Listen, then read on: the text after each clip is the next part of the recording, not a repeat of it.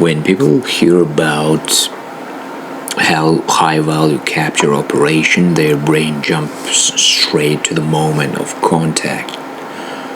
The door kicked in, shouting weapons, the cinematic part, that's normal. Movies trained us that way, but the truth is boring in the most dangerous way possible. By the time boots touch the floor, everything that matters has already happened. The outcome is mostly decided days, weeks, sometimes months earlier in rooms where nothing explodes and nobody raises their voice. That's the part worth learning from, because that part transfers almost perfectly to ordinary life. Before any serious operation, elite units do not study the target, they study the world around the target, the space, the habits, the invisible rules of the environment. They don't ask who is this person first. They ask how does reality behave around this person. That distinction matters more than people realize. A person is emotional and unpredictable. A space is not. A routine is not. Architecture doesn't improvise. Human beings do, but only inside constraints. So the first thing they do is reconstruct the environment with almost insulting precision. Not roughly, not like a so-called good enough, exact measurements down to centimeters, angles, materials, which surfaces absorb sound and which bounce it, how long it takes for a door to full open, whether a window sticks slightly when pushed, where light comes from at like 4:30 in the morning, where shadows fall when a hallway lamp is on versus off. They don't do this because they love detail. They do it because detail removes surprises, and surprises kill people. Then comes the part that sounds absurd until you understand it. They rehearse inside a copy of the target's world, a fake version of the house, a mock-up compound, sometimes more than one version, because intelligence is never perfect and they assume errors by default. They walk through it again and again, not to memorize movements, but to let the space become familiar enough that it stops demanding attention. When you no longer think about where the door is, your mind is free to think about what matters. This is where most people in normal life already fail, and they don't even know they failed. They enter situations they never rehearsed, conversations they never simulated, conflicts they never mapped. Then they call the result bad luck or stress or personality differences. That's comforting, but it's false. What actually happened is simple. Reality arrived and it was unfamiliar.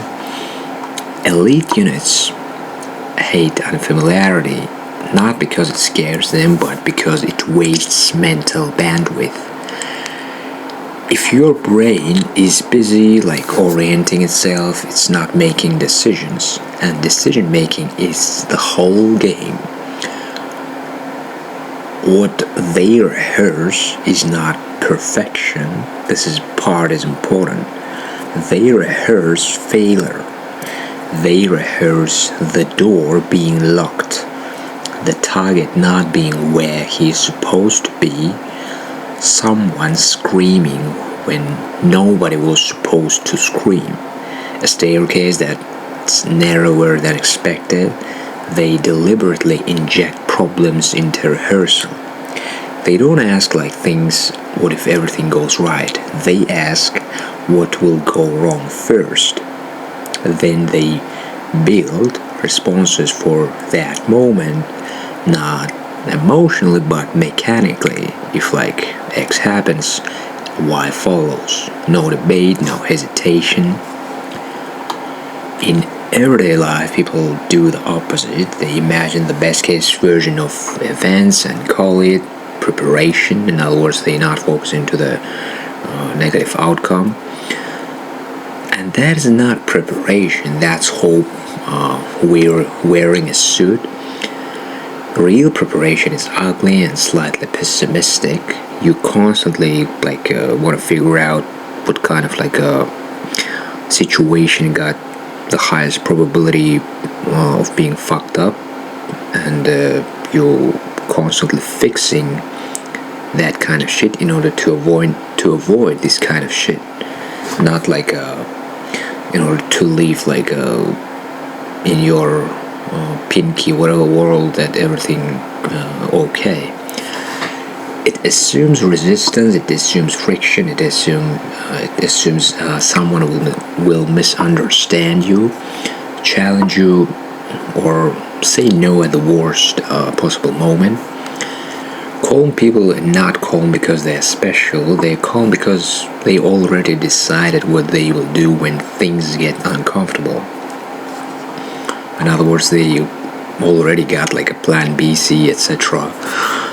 And there is a reason elite units prefer capture over elimination when possible. Capture requires control, and control demands a deeper understanding of behavior. And you don't need to understand a person deeply to remove them. You absolutely need to understand them to restrain them, how fast they move under stress, whether they freeze or explode, whether they talk when afraid or go silent. In other words, a psychological portrait in terms of a fucked up scenario, how they will behave, whether they try to bargain or whether they comply when authority is presented calmly, or only when force is obvious. That level of behavioral modeling is not cruelty, it's efficiency. And this kind of efficiency in both military and civilian life reduces chaos. Most people try to so-called win interactions by being louder, faster, or more dominant, but professionals win by narrowing options, by shaping the environment so that the other a person's choices naturally collapse toward the desired outcome. In other words, you framing to the direction that you want to, instead of hoping to get best outcome.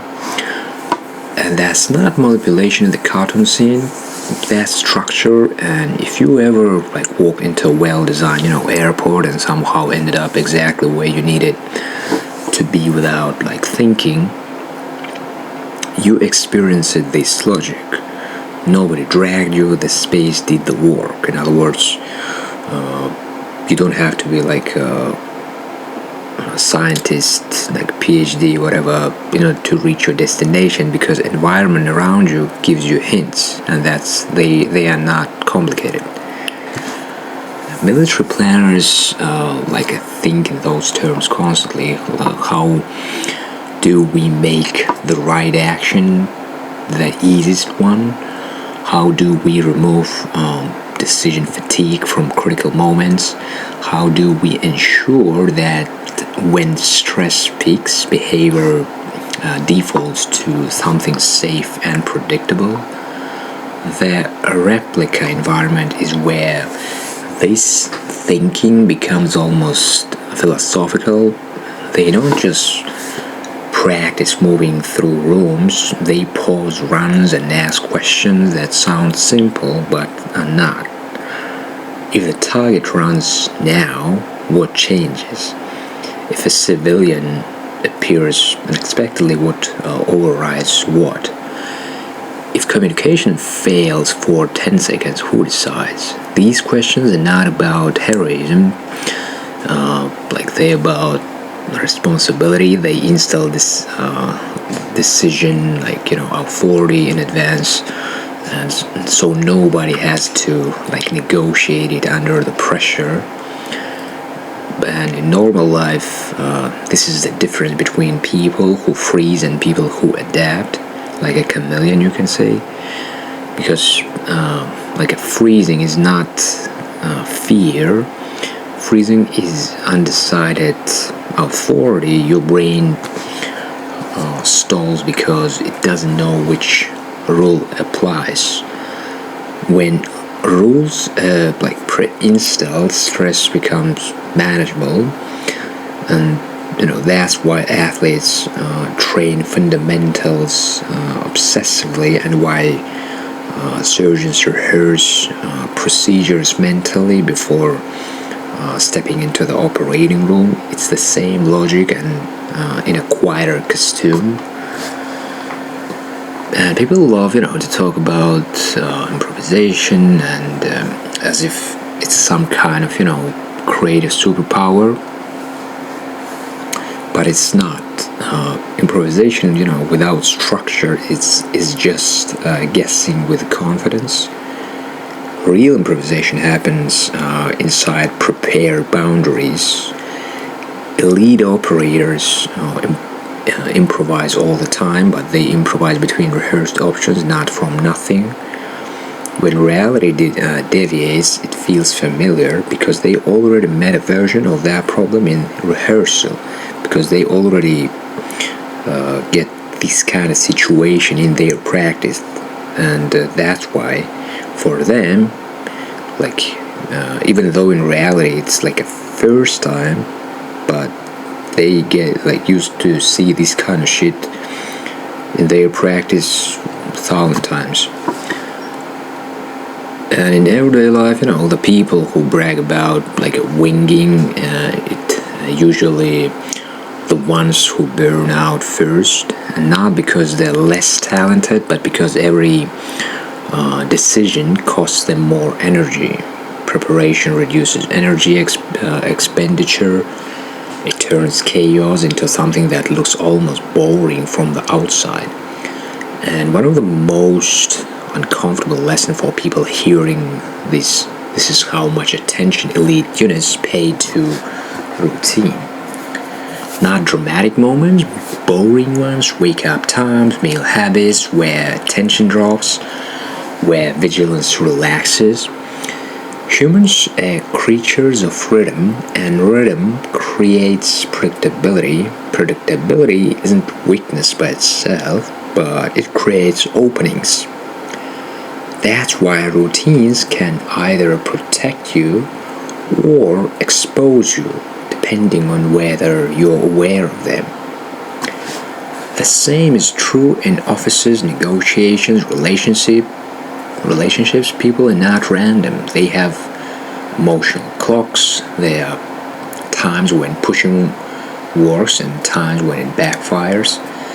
The difference between influence and resistance often comes down to timing, not argument quality.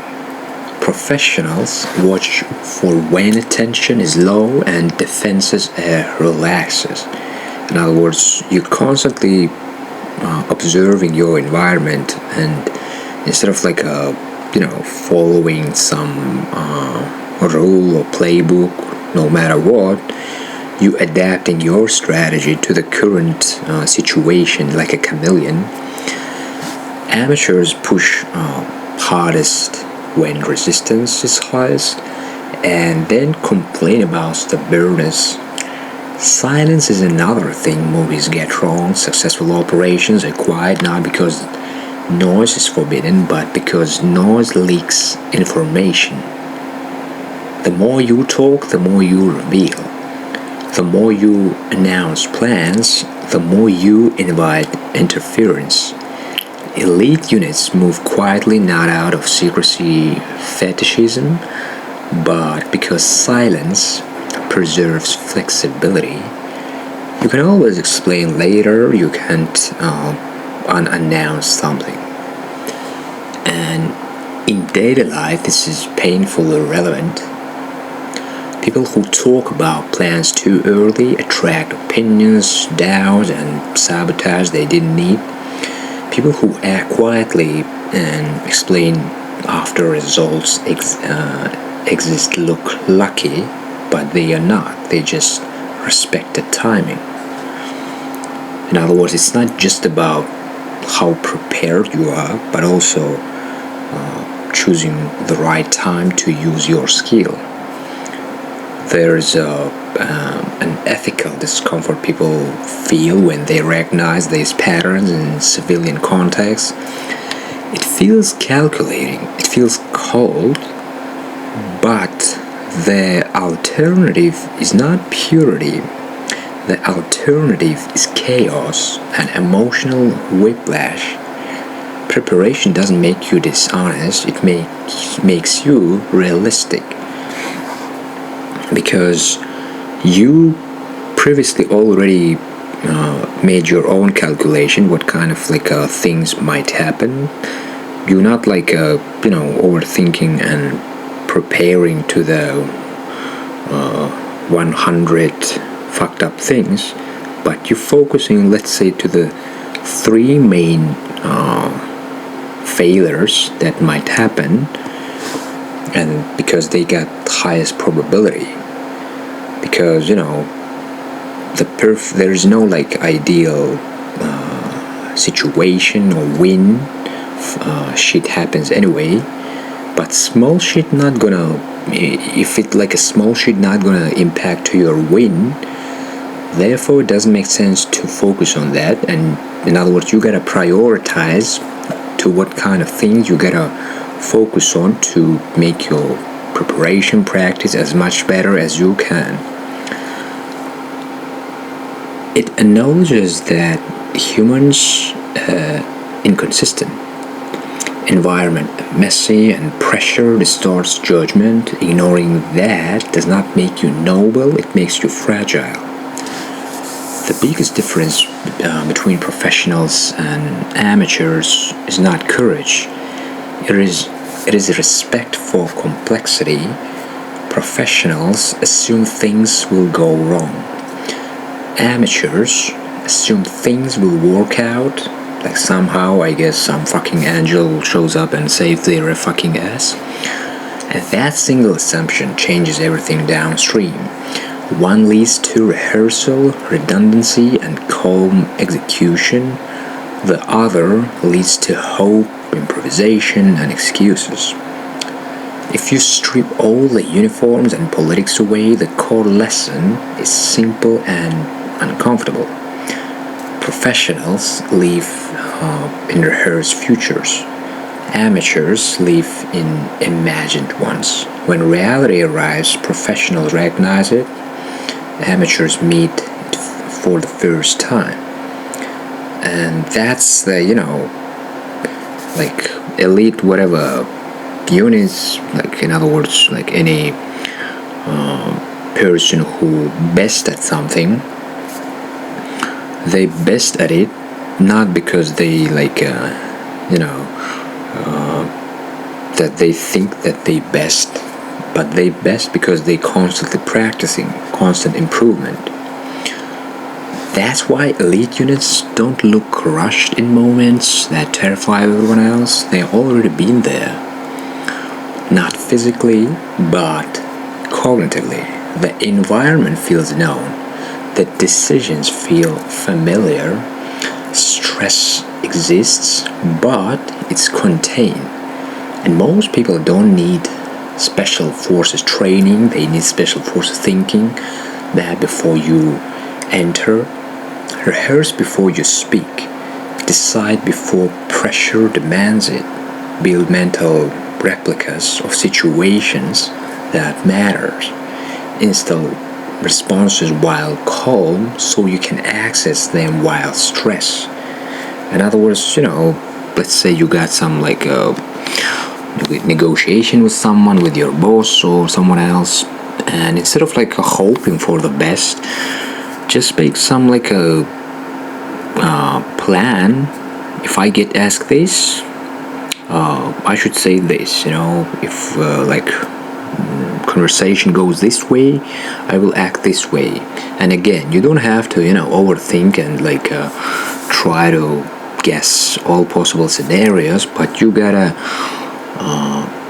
assess the situation and try to find questions or directions to which your conversation can go with the highest probability. Again, it's about highest probability, and you're focusing to that plan B, C, D, etc.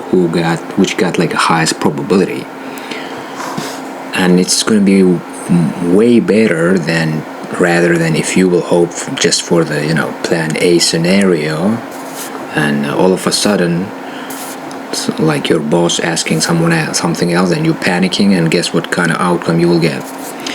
Okay, and in the end, some like sarcastic truth of all is this: most people say they will see what happens. Professionals already saw it twice. In other words, instead of trying to be fortune teller, let's put it this way, you already in your practiced your fortune telling things, and already prepared for the different scenarios. So in other words, professionals, they change it before reality had a chance to surprise them. So for the reality, it's like nothing to show, because they already prepare. Thank you for listening, and I hope it was like interesting for you. See you next time.